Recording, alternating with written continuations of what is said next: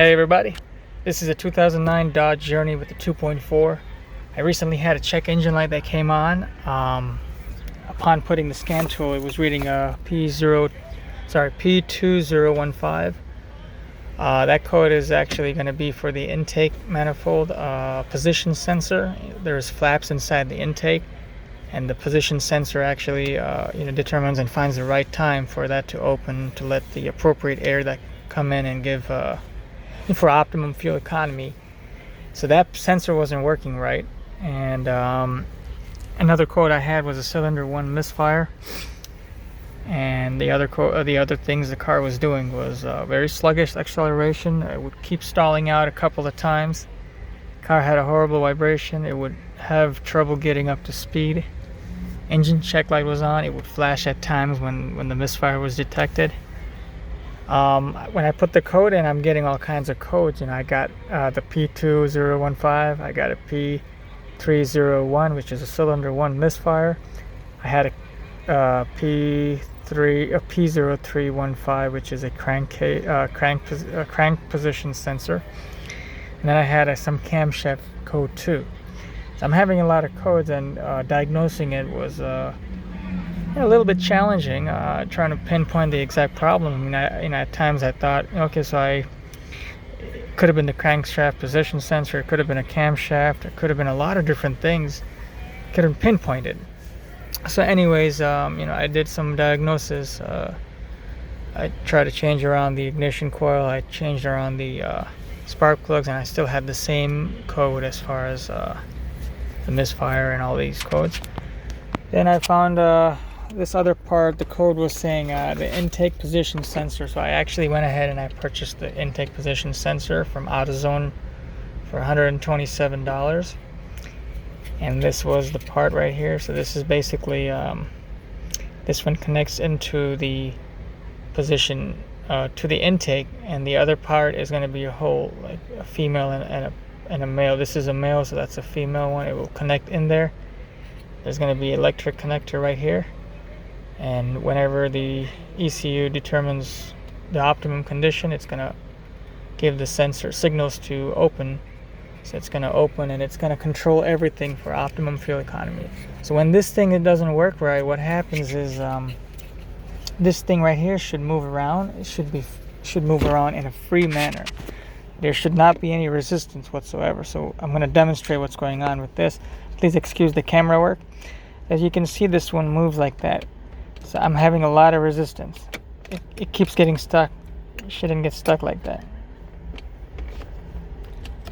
See, it gets stuck. It should move freely. When you push it like that, it should turn freely, but it's not. It's getting stuck.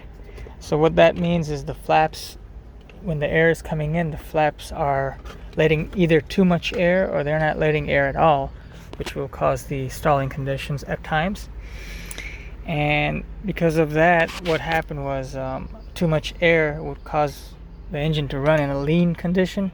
Lean condition means that the ECU is going to dump more fuel because it thinks there's too much air coming in the system. I found that out by using this Innova 3100. It has a live data function. So when I hooked it up on the scanner, the live data told me that the short fuel trim was okay, but the long term, I saw that for a while it's dumping a lot of fuel, like probably 18 to 20%. You got to stick at 0%, 0 or probably 1 or some. That's it. The long term should not be more than that. The short term should be moving up anywhere from 5 to -5, like in that single digit range is perfectly fine. That wasn't the case, and then the car had a smell of fuel, and it didn't run right at all. So I'm just gonna I'm gonna show you quickly how easy this is to change. I mean, this is a moderate skill level, but let's pop the hood. The engine is idling right now. We have no check engine light whatsoever. It runs very well. I'm gonna go inside the engine.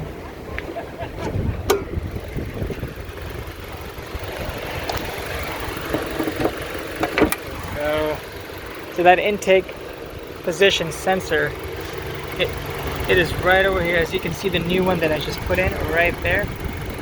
So you got 3 bolts. You got the bolt in the back. The bolt in the back is going to be a 10 millimeter. And there's another bolt that's on the bottom that's also a 10 millimeter. And for some odd reason, this bolt that you see right there is an 8 millimeter. And then there is a little electrical connector on the bottom. You probably can see it. All you do is just take that off. And then in order to work in a very easy manner, you got to remove the whole intake box. You got to remove your connector right here for the MAP sensor. You got to use a flathead to unscrew this, and this whole pipe will get loosened and come out. So you can move that out of the way. 10 millimeter bolt to take this out. This whole thing will come off, and you got 2 8 millimeter bolts on the bottom. Take that off. The whole thing will come off. It'll leave you this will leave you a lot of room to work with. And then you can use an extension. You can access that bottom 10 millimeter bolt, and the whole thing, once you remove all the bolts and the connector, everything will come off, and then you'll see exactly what's going on. And then if you see any dirt or anything, make sure you clean everything off. This is also to be taken out too, by the way. So once you do all these things, the car is gonna be okay. As you can see, it's idling very perfectly. There's no smell of fuel. So that's what the problem was. I'm sure if you guys look at my video for this car, I have a video of this car before the problem. Before I resolved the problem, it was misfiring. It stalled out on the highway while I was driving. It had a shuttering problem and the engine light was flashing. You'll see that video.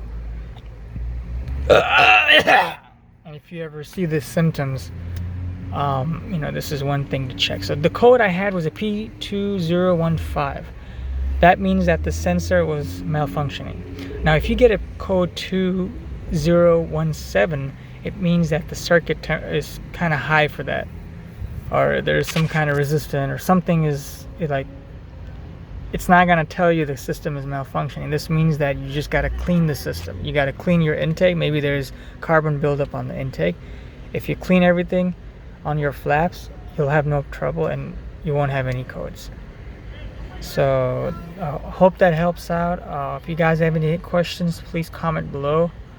I'll try to assist you in this. And this applies for all the Dodge products with the 2.4 4-cylinder engine. That includes Chrysler, obviously. So you have your, you have your Dodge Avengers from 2007 and up. You got your Dodge Journey from 2009 and up. You got your Jeep Patriot. You got your Jeep Compass from that. They all have this 2.4 4-cylinder engine. This is going to make you feel like your transmission is also slipping, but that's not the case. It's a pretty scary feeling, because it's going to make you feel like the problem is more serious than you could imagine. So if you guys have any comments or any questions, please comment below. Thank you. Hope this helped out.